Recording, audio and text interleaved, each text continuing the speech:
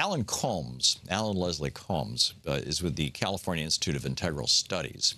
And he's part of this group that David Loy started years ago, that I've been part of for years and years, that was looking at Charles Darwin.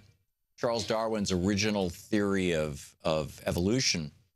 If you actually read Darwin, which David Loy has committed his lifetime to, or much of it, he's now 91 years old. He's the husband of Rihanna Eisler, by the way, who wrote The Chalice and the Sword and other brilliant books about, you know, about feminism largely and history. And Allan has written a piece that is going to show up in an anthology shortly. And my apologies, I'll have to mention later exactly when and where. I thought I'd printed it out, but I don't have it with me. But I have this article that he wrote.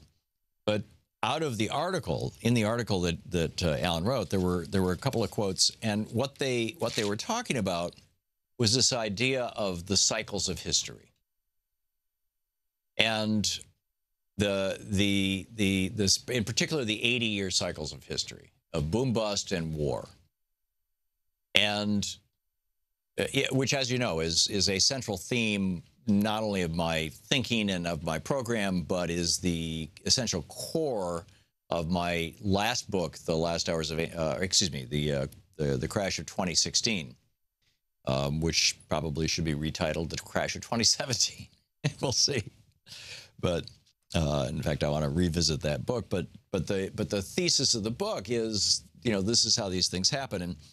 And there were a couple of quotes in here that Allan Combs found that I thought were really great. One was from Richard Rorty. This was just 20 years ago.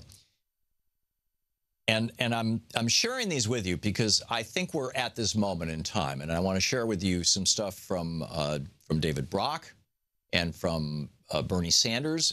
David Brock is actively reaching out to Bernie right now. Bernie last night did an amazing town hall on CNN.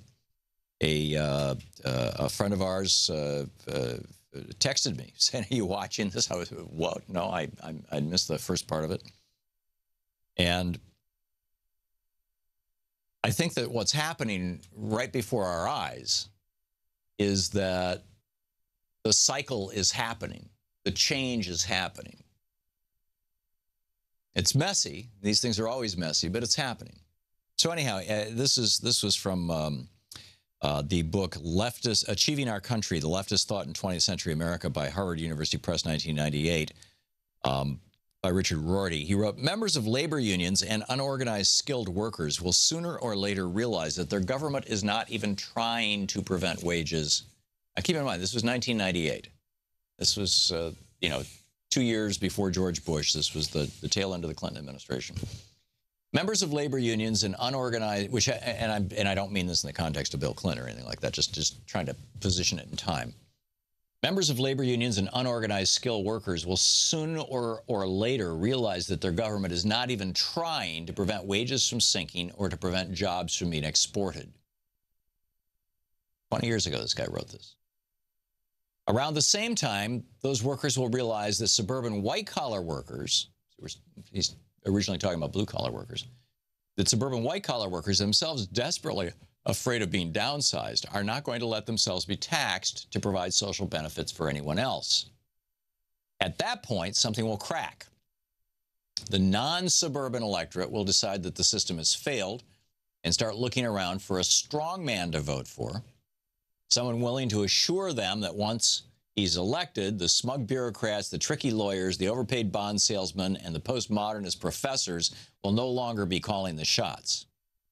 One thing that is very likely to happen is that the gains made in the past 40 years by black and brown Americans and by homosexuals will be wiped out. Jocular contempt for women will come back into fashion. All the resentment which badly educated Americans feel about having their manners dictated to them by college graduates will find an outlet. That was 20 years ago. Richard Rorty, in his book Achieving Our Country, basically, I believe, describing a large chunk of the Trump electorate. So then we go back 80 years from now, of course, was the Great Depression. and World War II. And I've played no shortage of, clips from Franklin Roosevelt and whatnot on this program. 80 years before that was the Great Crash of 1857, followed by the American Civil War. 80 years before that was the Great Crash of 1770, followed by, it wasn't so much a great crash as a prolonged depression, so much so that it caused England in 1773 to raise the tax on tea, to drop the tax on tea for the East India Company to try to stimulate their business, and raise taxes in the colonies and other things because they needed money, which led directly to the American Revolution. Well, it turns out 80 years before that, there was another event, and Nathaniel Hawthorne, in his book Twice Told Tales, which was published in 1837, Nathaniel Hawthorne writes, one afternoon in April 1689, as the American colony, 1689, keep in mind, this is 3 generations before the American Revolution. One afternoon in April of 1689, as the American colonies boiled with rumors that King James II was about to strip them of their liberties, the king's hand-picked governor of New England, Sir Edmund Andros, marched his troops menacingly through Boston. His purpose was to crush any thought of colonial self-rule. Everyone present, the future looked grim. Just at that moment, seemingly from nowhere, there appeared on the streets the figure of an ancient man with the eye, the face, the command, the attitude of command. His manner combining the leader and the saint, the old man planted himself firmly in the path of the approaching British soldiers and demanded that they stop.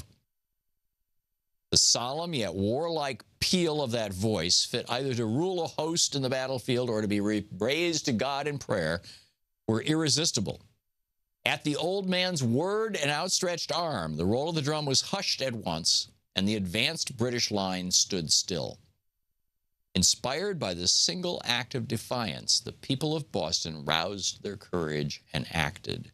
Within the day, Andros, that was the toady of the Brits, right?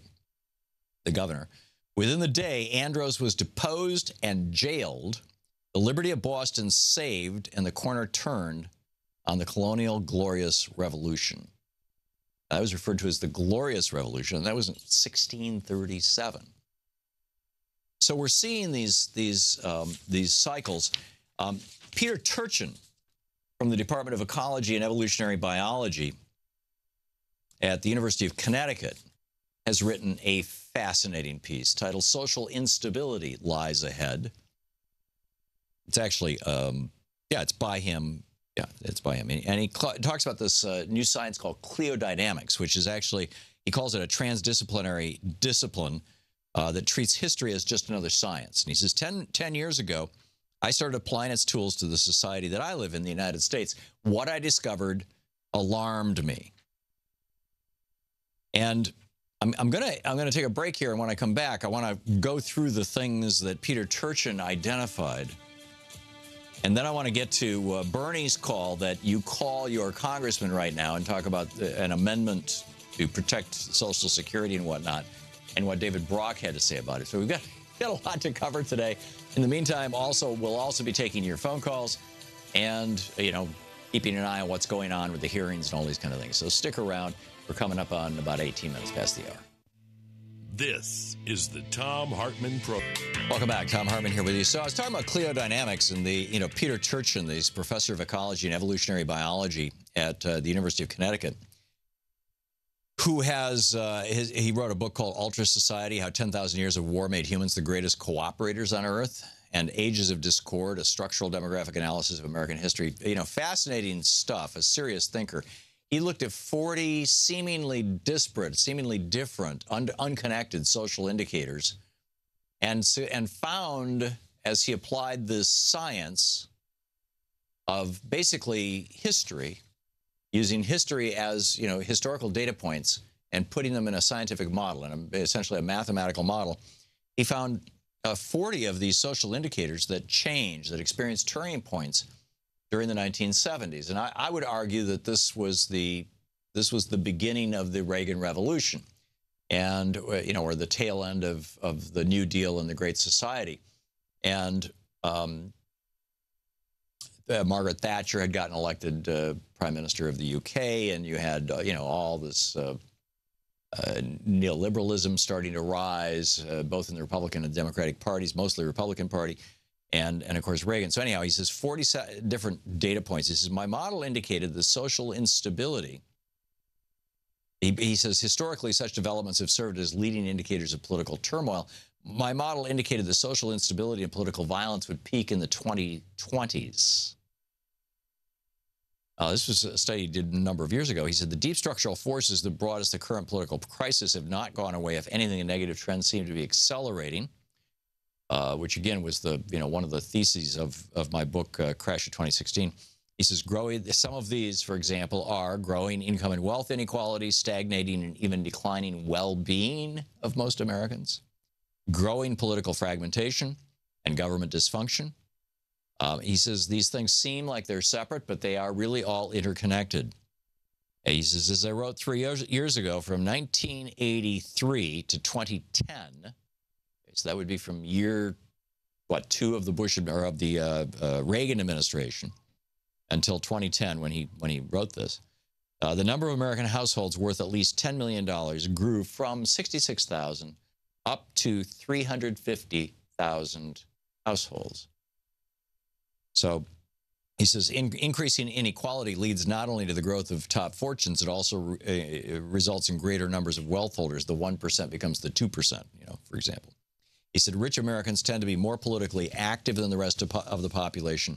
In technical terms, such a situation is known as elite overproduction. And then he talks about the intra-elite competition and political polarization, which produces the fragmentation of political parties. In other words, these forces are breaking up both the Republican and Democratic Party. He says the Republican Party is in the process of splitting into 3 factions: traditional Republicans, Tea Party Republicans, and Trump populists. And similarly, in the Democratic Party, the major fault line dividing Bernie Sanders' Democratic Socialists from the establishment Democrats of Obama and Clinton. He said, but the other 2 factors in the model, popular immiseration, the stagnation and decline of living standards, and declining fiscal health of the state, resulting from falling state revenues and rising expenses, are also important contributors.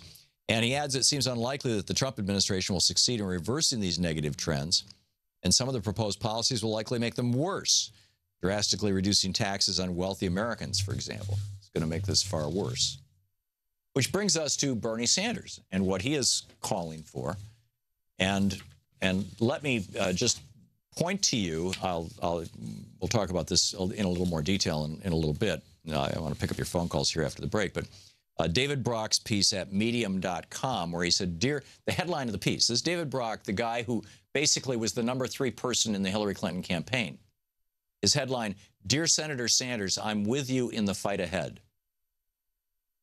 He says, it's no secret who I supported.